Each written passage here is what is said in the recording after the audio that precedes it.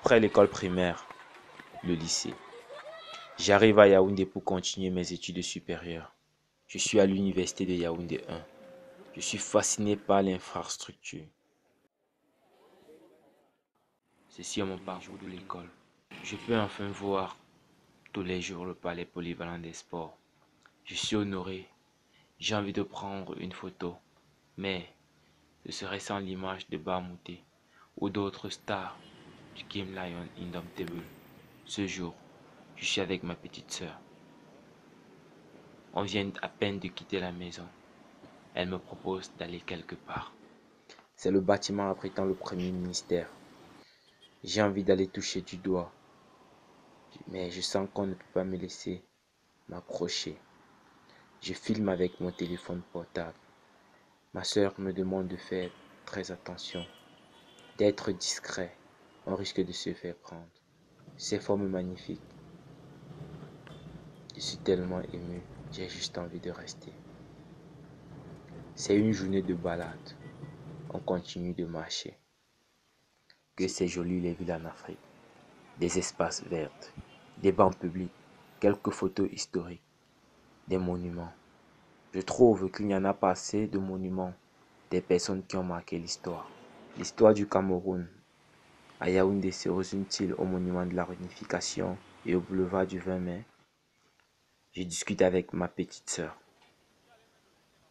Elle me propose d'aller au musée national. C'est presque le seul dans tout le pays.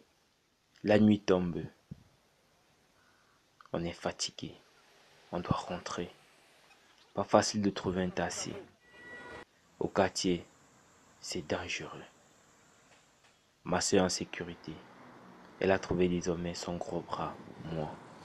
Après la nuit, dans le délestage, on va faire le marché. Elle est si fière. Elle me parle de la journée passée à la chute au village. Des jours où papa tapait sur maman. De la cérémonie d'initiation du chef du village où elle n'avait que 7 ans. Des masques, des toits sous forme conique.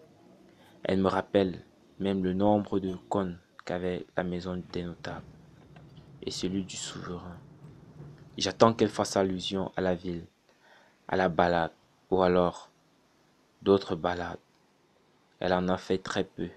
D'ailleurs, elle mourait d'envie. Elle s'est très vite désintéressée. Elle me fait penser à cette photo que m'avait envoyée Valérie Dufeuille. C'est comme l'étudiant que je suis. Le développement des villes africaines, calqué sur le modèle occidental, ne servira à l'Afrique que si elle prend en compte les réalités historiques, sociales et culturelles des Africains. C'est peut-être un sujet qu'on aurait dû nous donner au baccalauréat, ou alors mon sujet de thèse d'ici peu.